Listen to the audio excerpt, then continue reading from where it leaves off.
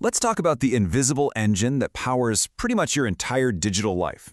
From the moment you shop online to the second you refresh your social feed. What is this hidden machinery and how does it actually work? I mean, think about it. You see a button, you click it, and poof, it just works. But it's not magic. It is a super complex, totally invisible engine that's running behind almost every single interaction you have online. So what is this force working behind the scenes? The best way to picture this is with the classic iceberg metaphor. Everything we see and interact with, the layout, the pretty colors, all the buttons, that's what we call the front end. And honestly, it's just the tip of the iceberg. The real power, the other 90%, is the back end. That is the massive engine grinding away below the surface, handling all the logic, the data, and the security that you never even see. So, to really wrap our heads around what the back end is, we first have to draw a really clear line between it and its much more visible partner, the front end.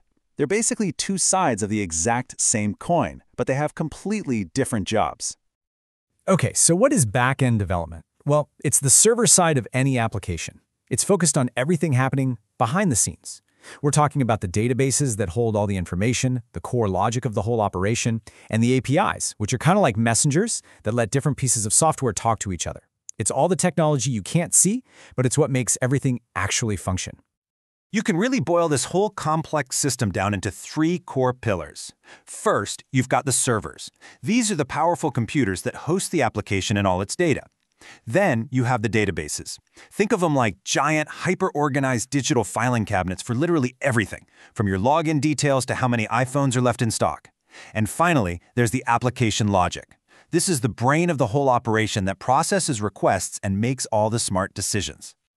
All right, so we get what it is, but why is it so ridiculously important?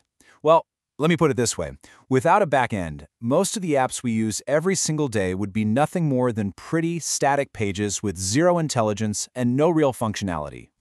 And this is the crucial part. The back end does all the heavy lifting. It handles the core business logic, like calculating your shipping costs. It manages and protects every piece of data. It's responsible for security, making sure you are who you say you are. It also makes sure the site is fast enough to handle millions of users at once, and it connects to all those other essential services, like payment processors. Let's just walk through a real-world example, buying something online. Okay, so you click Place Order on the front end, instantly, the back end just springs into action. First, it checks the database to make sure that item is actually in stock. Then, it uses an API to securely connect to a payment service and process your credit card.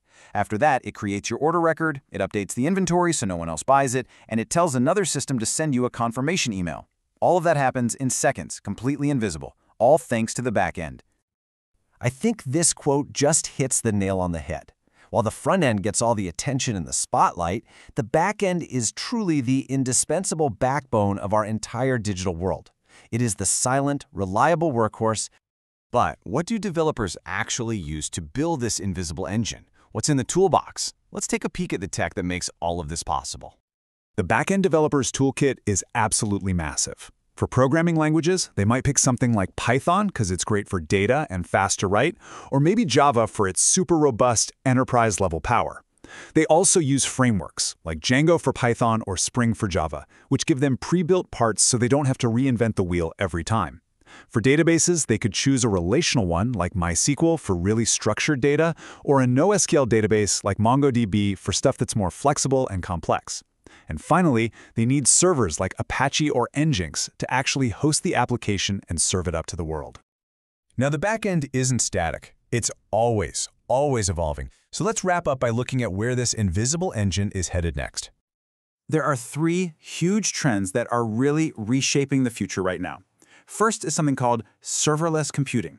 Now, that doesn't mean no servers. It just means cloud providers like Amazon or Google manage them for you, which frees up developers to just focus on writing code. Second is the deep integration of AI and machine learning.